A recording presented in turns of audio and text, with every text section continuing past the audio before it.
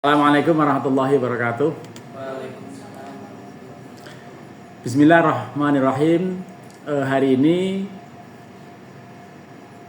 Rabu tanggal 13 Agustus tahun 2025 bertepatan dengan tanggal 19 Safar tahun 1447 Hijriah akan diselenggarakan ujian skripsi munaqasyah berjudul Perbuatan Melawan Hukum terhadap pengalihan saham secara sepihak, studi kasus putusan Majelis Pengawas Wilayah Notaris di DKI Jakarta, putusan nomor 3 /PTS MJ.PWN Provinsi DKI Jakarta /1/2024 yang ditulis oleh Akbar Pratama NIM 11210480000144, Program Studi Ilmu Hukum, Fakultas Syariah dan Hukum Universitas Islam Negeri Syarif Hidayatullah Jakarta. Kepada saudara Akbar Pratama dipersilahkan untuk presentasi maksimal 4 jam, 15 menit. Ya, setelah itu nanti ada beberapa pertanyaan yang wajib dijawab. Silakan. Baik. Assalamualaikum warahmatullahi wabarakatuh. Assalamualaikum warahmatullahi wabarakatuh. Agak keras suaranya. Izin Bapak, hari ini saya akan memaparkan hasil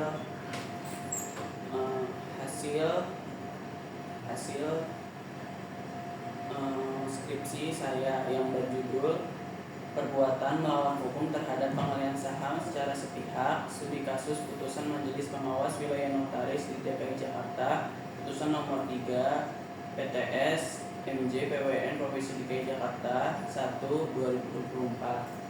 Yang pertama adalah latar belakang. Notaris harus bersikap jujur, tidak berperilaku tercela dan merendahkan harkat serta menjaga kehormatan atas jabatannya sebagaimana yang diatur dalam UJN.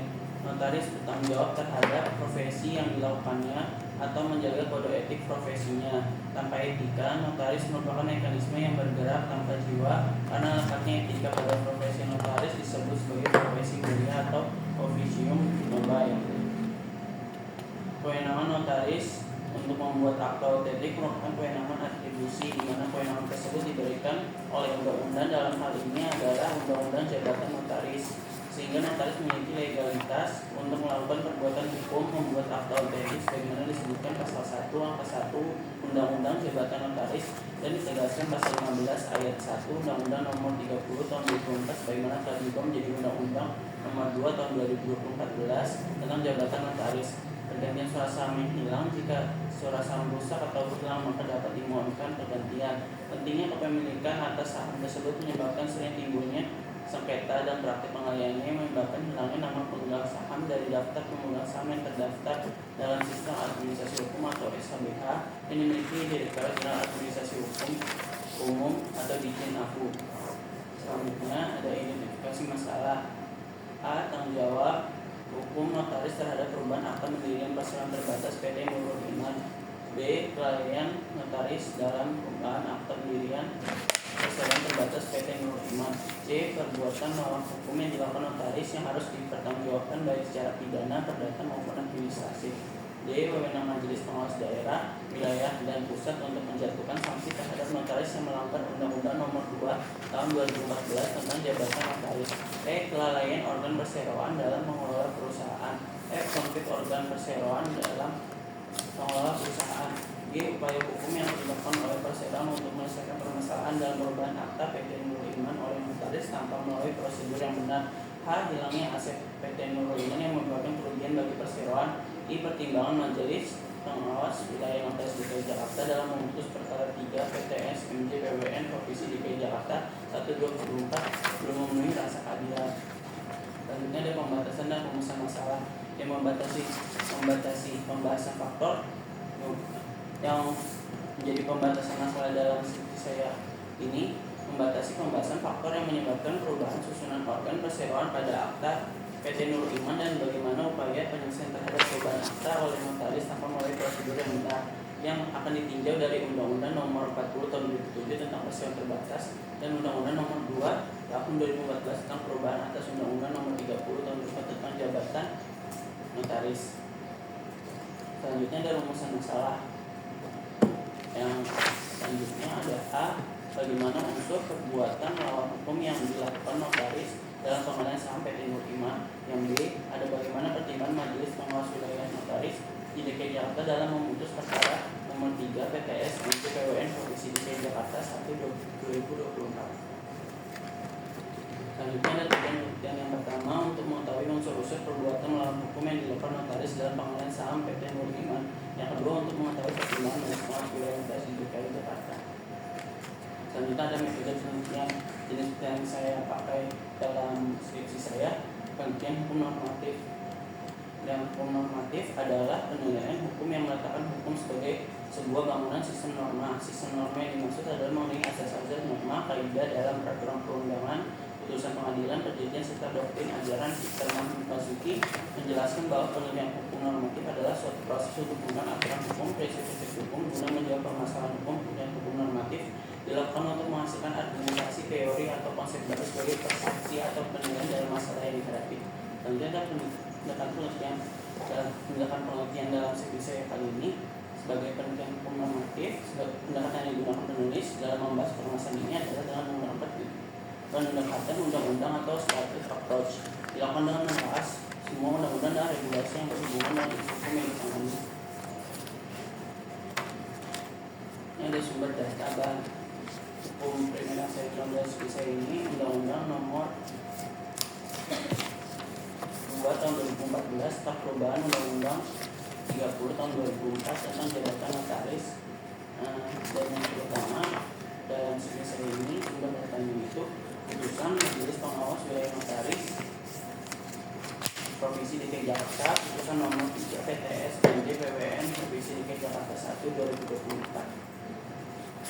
Hukum ketiganya ada buku-buku tentang hukum bisnis, yang kedua ada buku tentang saham, yang tiga ada buku tentang hukum penotariatan, yang keempat ada zona hukum terkait dengan topik dan lain-lain. Selanjutnya ada bahan non hukum. Bahan non hukum menurut Peter Mahmud Marzuki dalam dapat berupa buku penelitian, laporan, dan jurnal non hukum yang sepanjang mempunyai relevansi dengan topik penelitian yang dimaksudkan untuk memperkaya dan memperluas wawasan peneliti. Perlu dikemukakan di sini bahwa jangan sampai bahan-bahan non hukum jadi sangat dominan sehingga penelitian itu kehilangan artinya sebagai penelitian hukum.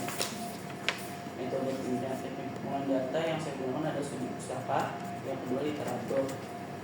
Selanjutnya teknik pengumpulan data dan analisis data yang saya akan gunakan dalam metode kualitatif dengan penelitian kesimpulan secara deduktif. Yang selanjutnya ada teknik pengurusan mengacu pada bentuk pedoman pengurusan skripsi pengetahuan hukum di Wilayah Hukum Jakarta. Selanjutnya ada rancangan sistem naskah penulisan. Bab 1 pendahuluan, bab 2 pemaparan terawal konseptual, kemudian dilanjutkan dengan penjabaran kategori dan penelitian terdahulu.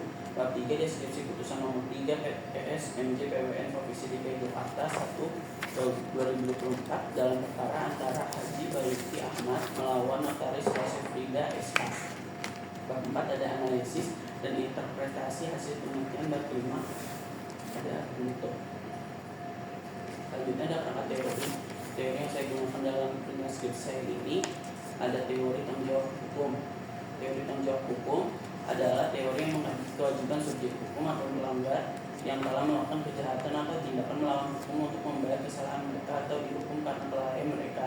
Keadaan di mana seorang diwajibkan untuk menanggung segalanya atau dapat disalahkan, diadili dan lain-lain dikenal sebagai tanggung jawab. Dalam bahasa Indonesia menanggung dipahami berarti bersedia membayar biaya atau pemeliharaan atau pengelolaan, menjamin dan menyatakan diri siap untuk memenuhi komitmen. Yang kedua ada teori perlindungan hukum. Teori perlindungan hukum diartikan sebagai suatu bentuk tindakan atau perbuatan hukum pemerintah yang diberikan kepada subjek hukum sesuai dengan hak dan kewajibannya yang dilaksanakan berdasarkan hukum umum. Bukan di Indonesia keadilan suatu hubungan hukum mengakibatkan perlindungan hukum. Interaksi antara subjek hukum dan memiliki signifikasi atau dampak hukum pembentukan hak dan kewajiban disebut sebagai hubungan hukum. Kemudian ada studi terdahulu. Studi terdahulu yang saya gunakan pada skripsi saya kali ini ada skripsi yang ditulis oleh Erika Dwi Sabrina, Fakultas Hukum Universitas Islam Negeri Syarif Jakarta yang berjudul Perlindungan Hukum terhadap Pemberhentian Sepihak Direksi Persoalan Terbatas melalui rapat umum pemegang saham atau studi analisis putusan Mahkamah Agung nomor 1888 KPDB 2020. Yang kedua ada tesis yang ditulis oleh Raden Ayu Paradipa Adi Putri berjudul penerapan vicarious liability terhadap notaris atas kesalahan karyawan notaris pada pembuatan akta di perseroan terbatas atau studi putusan Majelis Pengawas Wilayah Notaris Provinsi DKI Jakarta nomor 3 PTSMB BWN Provinsi DKI Jakarta 1/2004 Fakultas Hukum Program Studi Landisakan Notaritan Jakarta 2025. Yang ketiga ada skripsi yang berjudul tanggung jawab hukum notaris terhadap perubahan akta perseroan terbatas yang menyebabkan kerugian bagi perseroan, studi pada PT Guna Persada oleh Fuad Helmi Ahmadi, program studi hukum Fakultas Hukum Universitas Islam Negeri Saifuddin Jakarta. Yang keempat ada skripsi yang ditulis oleh Bastari Abdul Siregar Fakultas Hukum Universitas Muhammadiyah Sumatera Utara Medan yang berjudul perbuatan pengalihan saham yang menimbulkan persaingan usaha, studi putusan Mahkamah Agung nomor 1209 KPIT sus PPU 2020. Yang terakhir ada jurnal Fakultas Hukum Universitas Diponegoro yang ditulis Nadia Safidi, yaitu Jurnal Kegiatan volume 16 nomor 3 berjudul analisis terhadap pelanggaran kode etik notaris dalam pembuatan akta jual beli saham. Selanjutnya ada bab 3. Di bab 3 dalam skripsi saya ada deskripsi putusan nomor 3 PTS MJ BWN Provinsi DKI Jakarta 124 dalam perkara antara Haji Baru Kiamat melawan Notaris Sosif PSA. Di antaranya sebagai berikut ada kronologi. Yang pertama, terjadi pengawasan tanpa sepengetahuan pelapor yang dilakukan notaris Sosif PSA notaris di Jakarta. Dua, sebagaimana ternyata dalam pemberitahuan perubahan data perseroan tanggal 7 Agustus 2020 nomor AHU AH 0103-0333-800 saham milik pelapor sebanyak 1.200 saham telah beralih menjadi milik pihak ketiga, demikian pula 800 saham ini milik Fia Sapitri. 3. Menurut pelapor terdapat kejanggalan dan ketidaksesuaian data dari akta notaris PT Nurul Iman Tour and Travel dengan data yang pelapor miliki dari Dirjen AU, yaitu akta notaris nomor 5 Mendik Naibako SH notaris di Bekasi AU 249955 AH 0101 tahun 2015. Akta notaris nomor 59 Haji Wiwi Prowijaya Soekarno SH MKN notaris Bekasi Perubahan Pemegang Saham. Akta notaris nomor 353 Haji Wiwi Soekarno SH MKN notaris Bekasi Perubahan Pemegang Saham AU AH 01003 8521 D tahun 2019. Akta nomor 544 Haji Wiwi Prowijaya Soekarno SH MKN notaris Bekasi tahun 2020 tidak terdaftar di Kemenkumham. Tinggal 2 menit lagi ya, jadi dipersingkat. Di tahun 2020 telah sampai 8 menunjukkan sudah SH di Jakarta.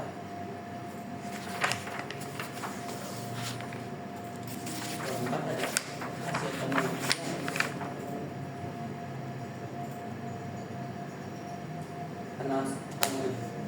analisis hasil penelitian atas perubahan akta PT Nurul Iman. Yang pertama ada bentuk perbuatan manusia yang dilakukan notaris dalam pengawasan PT Nurul Iman, yakni adanya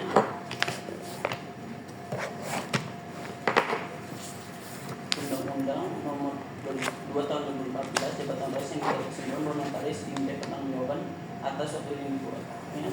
Fakta yang dibuatnya bila ternyata notaris tersebut tidak memberikan akses mengenai suatu hukum tertentu berkaitan dengan akta yang dibuatnya, sehingga salah satu pihak merasa tertipu atas ketidaktahuannya.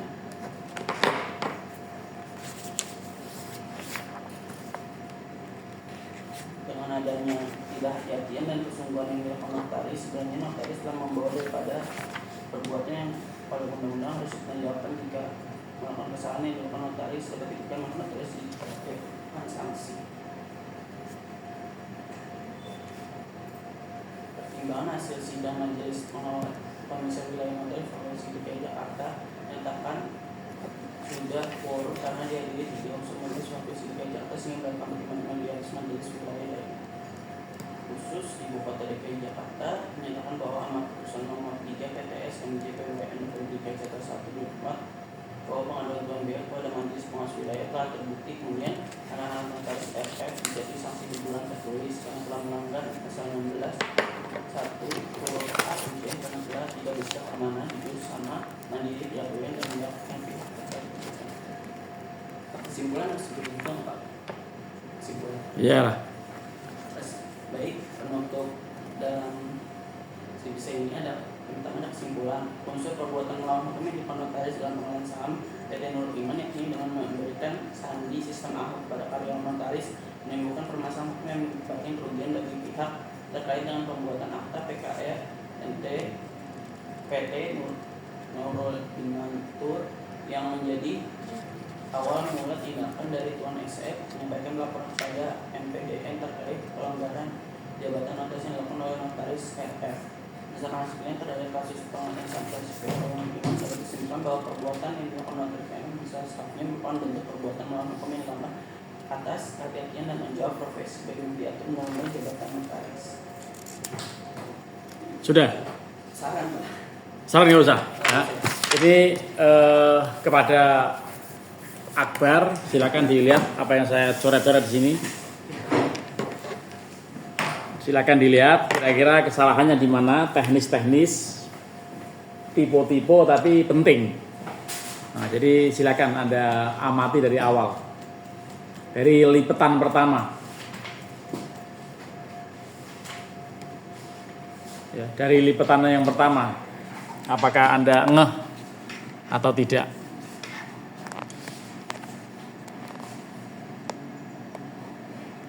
Ada yang saya lipat-lipat itu. Paham nggak dengan yang saya lipat? Paham Pak. Ada yang katanya ada yang berbeda dengan teks asli. Bukan teks aslinya, maksudnya kesalahannya tahu nggak? Tahu Pak, PT-nya salah namanya Pak. Ya, harusnya apa? PT Nurul Iman. Ya. PT Kalau yang sebelumnya kesalahannya di mana? yang pertama di abstrak Pak. Iya, di abstrak itu ada beberapa yang saya lingkari. Apa itu? PT Nurul Iman Sebelum itu? di dalam atau terlapor. Iya, kata-kata di dalam itu apa mestinya? Penulisannya apa yang betul? Gimana Pak? Itu yang saya lingkari apa? Jadi PT Nurul Iman Sebelum itu? dua ada. Hah? Dua ada. Itu yang saya coret tuh? Oh yang maksudnya terlapor Bukan terlapor, yang di atasnya. di dalam. Ya. Mestinya apa maksudnya? Mestinya bagaimana menulisnya? Ada. Bukan begitu. Itu kan di dalam, gandeng kan? Padahal kata dalam dengan di itu dia fungsinya sebagai awalan, sebagai kata depan. Kalau kata depan harus pisah di dalam gitu. Tuh, mudeng, paham? Nah, harusnya di dalam. Jadi di spasi. Coba ini yang mana? Tapi nggak usah lah. Ini sudah saya coret di situ tuh. Jadi di dalam spasi gitu. Ya, paham ya? Nah, ya. Karena di tempat lain sudah dipisah. Tuh dipertanggungjawabkan itu harusnya digandeng semuanya itu. Udah saya tandain di situ. Ya, ada kata dipertanggungjawabkan. Coba lihat. Di abstrak juga di abstrak itu. Di bawah Nurul Iman kan salah tuh, kurang R. Lalu di bawahnya ada kata-kata dipertanggungjawabkan. Betul nggak? Saya udah coret situ. Ditangani menunjukkan nama. Nih, sudah dicoret, sudah Ditangani. dipertanggungjawabkan lah. Nah ini dipertanggungjawabkan, jangan dipisah begini. Dipertanggungjawabkan nulisnya yang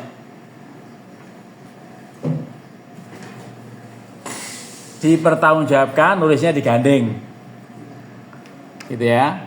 Terus ada kata oleh. Satu halaman tuh salahnya berapa itu? 1, 2, 3, 4, 5, 6, 7. Satu halaman abstrak padahal itu penting sekali, pasti dibaca orang, salahnya 7. Nah, itu berarti nulis skripsinya tidak serius, kan gitu? Serius enggak? Kok begitu? Salahnya banyak banget, gimana? Ya.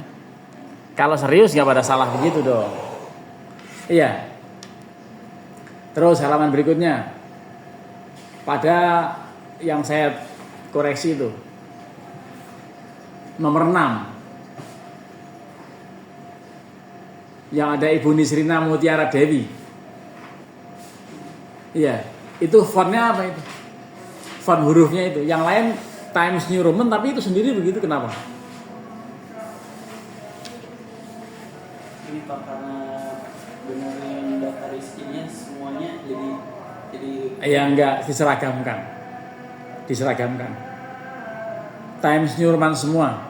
Iya, Times New Ya. Roman per 12. Iya, tapi ini enggak. Yang nomor 6 tuh betul enggak? Iya, betul. Apa itu yang nomor 6 itu fontnya apa? Kayaknya Arial. Nah, jadi itu benerin ya. Semua yang saya koreksi itu banyak banget itu. Coba halaman bab 1 itu. Ada kata-kata yang saya coret apa? Yang saya coret halaman Di hadapan. Nah, harusnya Di hadapan. enggak begitu. Harusnya penulisannya jangan Digabung. Dipisah. Mudeng kan? Iya, Pak.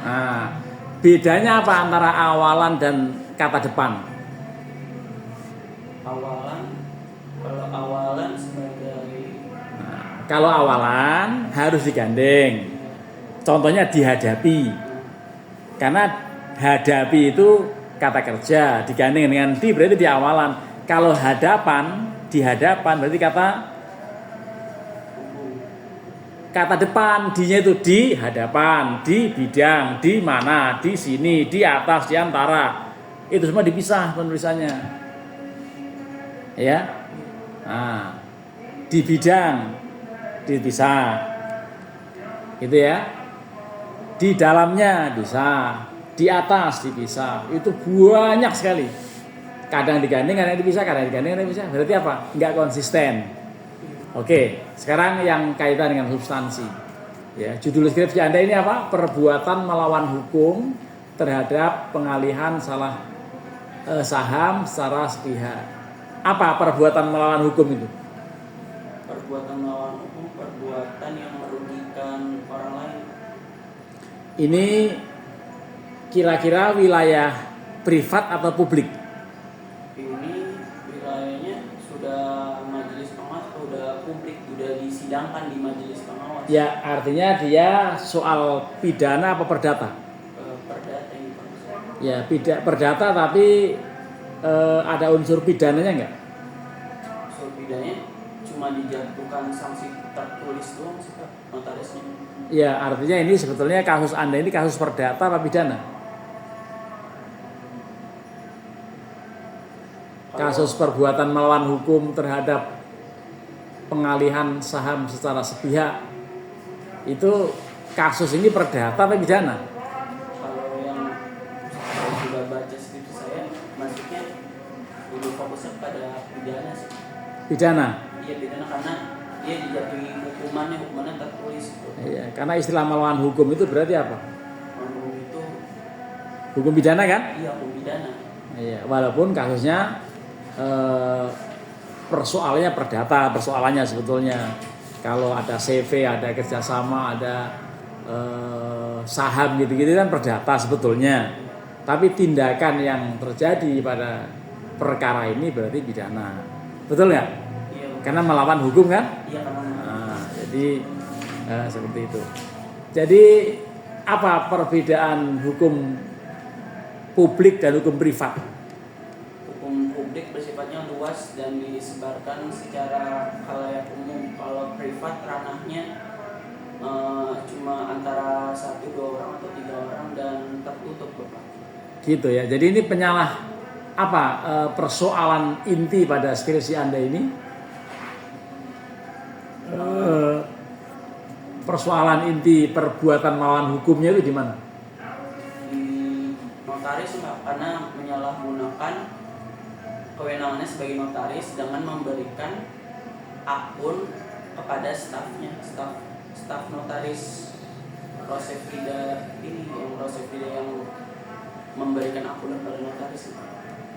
Jadi yang melawan hukum apa notarisnya, apa karyawannya? Kalau dalam undang-undang notarisnya Pak, tapi kalau dalam perspektif teks indisipi saya itu dia membahasnya stafnya kayak yang berfokus itu. Jadi yang dimintai pertanggungjawaban siapa? Yang berdasarkan pertimbangan dari majelis pengawas wilayah notarisnya, notarisnya dijatuhi hukuman tertulis. Hukuman tertulis. Ya, Jadi kalau hukuman tertulis berarti bukan pidana dong? Sepertinya kalau menurut saya harus dipidana. Lah, mengakibatkan kerugian orang lain nggak? Mengakibatkan Pak hilang sahamnya. Iya. Kalau ada yang mengakibatkan kerugian pihak lain, artinya sudah merugikan pihak lain, atau unsur merugikan orang lain. Berarti kan sudah wilayah pidana kan? Iya Pak. Iya. Tapi sebetulnya skripsi Anda ini menurut dari sisi para pembimbing apa gitu kan, yang bimbing Bu Nisrina sama Bu siapa? Bu Ria Sapitri. Bu Ria Sapitri. Beliau itu ahli pidana apa ahli perdata?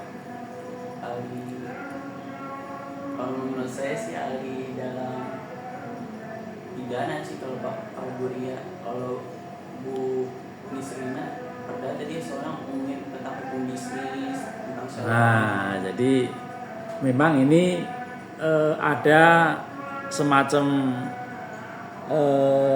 ketersinggungan ya, ketertautan antara perdata dan pidana, karena memang kalau objeknya memang perdata, tapi masalahnya pelanggaran terhadap unsur atau mengandung unsur pidana kan gitu ya? Iya, Ya, jadi yang dihukum akta notarisnya karena melawan hukum. karena melawan Berupa apa melawan hukumnya? hukumnya berupa, di situ nggak dijelasin, itu cuma teguran tertulis saja Pak. Dia nggak Bukan, ya ditegur itu kenapa? Melawan hukumnya bentuknya apa? penyalahgunaan informasi tentang sahamnya Pak, sahamnya Yang menyalahgunakan notaris apa staf? stafnya ya. Tapi menurut undang-undang notarisnya yang ditegur dalam Ya, masalah staf atau itu kan staf atas perintah kan ya? iya atas perintah. Ya, berarti notaris bisa dimintai pertanggungjawaban bukan? Staf bisa dimintai pertanggungjawabannya? Kalau menurut saya Tidak, karena dia memang menjalankan perintah. menjalankan perintah atasan diamanahkan.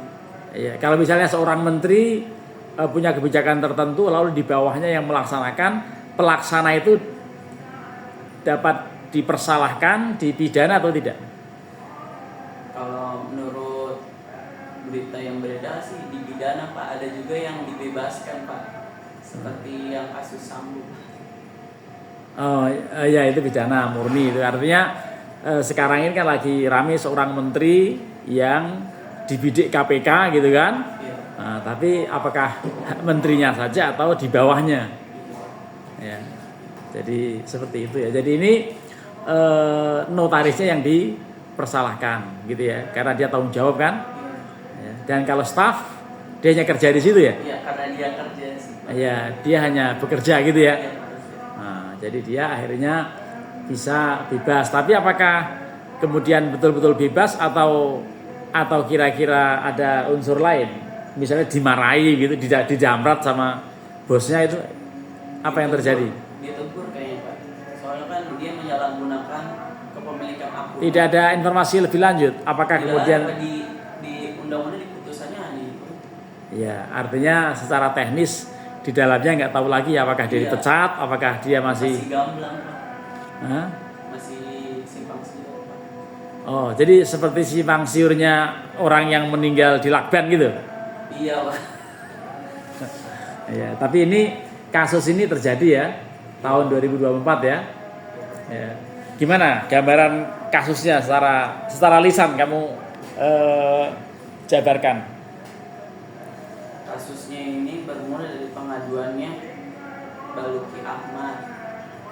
Baluki Ahmad mengadu kepada Majelis Pengawas Wilayah Notaris bahwa sahamnya itu hilang. Baluki Ahmad ini di situ ada beberapa direktur. Direkturnya itu ada Tuan Syafi'i sebagai direktur atau pengurus. Baluki Ahmad ini dulunya ini Siapa? Basuki atau Baluki? Baluki Ahmad. Baluki itu Ahmad. salah seorang nasabah gitu ya? Atau seorang pemegang saham? Dia pemegang saham. Pemiliknya dia dulunya sebagai pemilik sahamnya. Terus Tuan Syafi'i ini mengaku sudah menjadi pemilik saham pemegang baru, tapi Baluki Ahmad ini nggak tahu kalau pemilik barunya itu udah disahkan lewat RUPS, Rapat Umum Pemegang Saham. Jadi dia melaporkan Notaris Rosyad Ridha Jakarta Barat kepada Majelis Pengawas Wilayah Notaris, Bapak. Jadi yang dirugikan Baluki Ahmad tadi ya? Iya, Baluki Ahmad yang dirugikan. Kalau Tuan Syafi'i sebagai apa di situ? Tuan Syafi'i sebagai notaris yang baru yang diangkat melalui staf notaris itu yang lewat RUPS. Nah, yang dipersalahkan melawan hukum siapa? Notarisnya. Notaris Baluki Ahmad atau Syafi'i atau siapa? Syafi'i soalnya pemegang barunya yang lewat RUPS, lewat akunnya diamanahkan notaris ke stafnya. Tapi dia nggak tahu kalau itu melanggar hukum atau melawan hukum. Nggak tahu. Ya. Tiba-tiba langsung dilaporkan kejadian sama Baluki Ahmad. Ya, berarti dia melakukan sesuatu terlapor tidak tahu persis ya. Iya, itu kenapa tidak tahu persis? Karena pada saat itu dia lagi pergi atau ya oke lah, lagi pergi atau lagi mungkin ke kamar mandi lagi ngapain gitu kan? Itu nggak tahu. Tapi apakah orang tidak tahu itu kemudian bebas dari hukuman, dari sanksi? Enggak juga ya, tetap diberi sanksi ya. Nah, terus kok bisa terjadi begitu? Berarti yang paling bersalah siapa itu? Dari para pihak itu yang mengakibatkan ada unsur melawan hukum. Staf notarisnya. Iya. Atas perintah siapa? Atas perintah atasannya, notarisnya. Nah, notarisnya siapa namanya? Rosyad Ridha SH. Nah, itu yang dipersalahkan dia. Oke. Jadi yang Tuan Syafi'i sebagai apa? Tuan Syafi'i sebagai direktur yang baru diangkat lewat RUPS melalui akta surat pernyataan dari staf notaris. Apa dia menanggung kerugian? Menanggung kerugian Balukinya, Pak, yang melapor dia udah rugi. Oh, yang kehilangan saham Baluki Ahmad. Iya, Baluki. Kalau yang Tuan Syafi'i Sebagai direktur yang baru diangkat oleh notaris melalui akta surat pernyataan keputusan rapat umum pemegang saham. berarti tidak ada masalah dari sisi hukum ya. Orang yang bersalah dihukum, bukan orang yang tidak bersalah kan dihukum. Ada nggak yang tidak bersalah dihukum? Enggak, Pak. Di antara para pihak itu ada notaris, ada Tuan Syafi'i, ada Baluki Ahmad. Itu yang paling bertanggung jawab, kemudian yang dianggap melawan hukum siapa? Notaris, stafnya, Pak. Stafnya. Tapi yang dipersalahkan siapa? Yang dipersalahkan Tuan Syafi'i.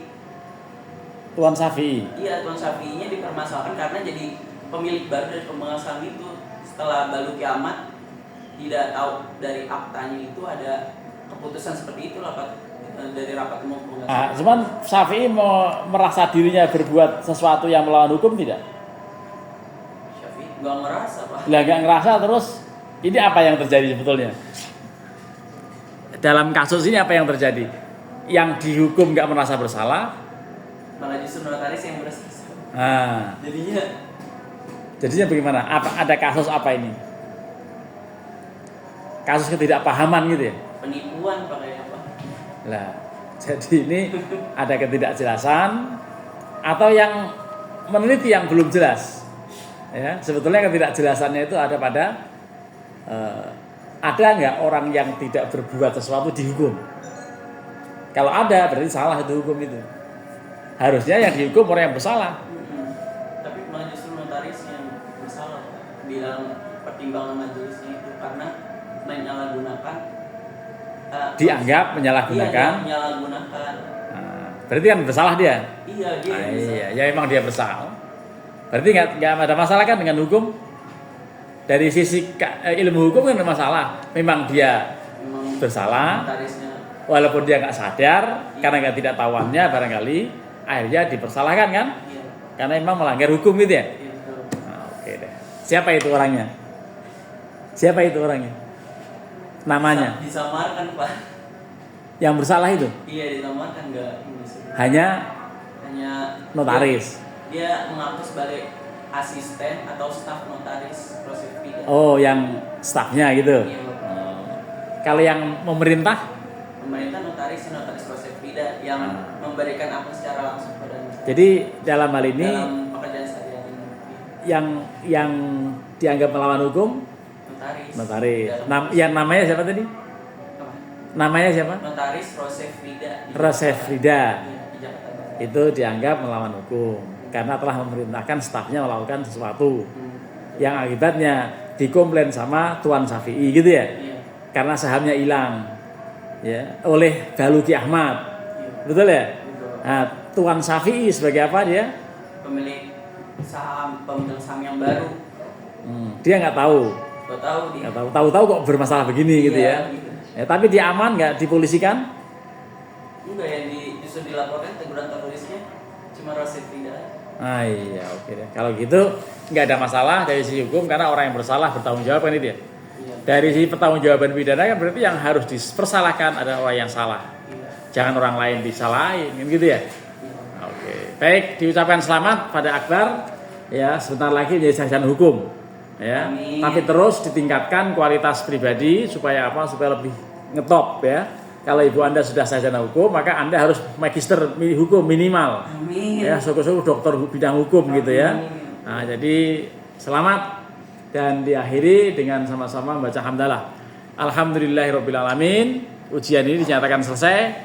Oh, saya Belum, Pak. Anda ujian juga? Iya. Lah, ternyata Anda ujian juga. Ya, kalau Anda skripsinya soal apa? Ini Pak. Ya, saya belum mendapatnya dari si petutus dulu nih.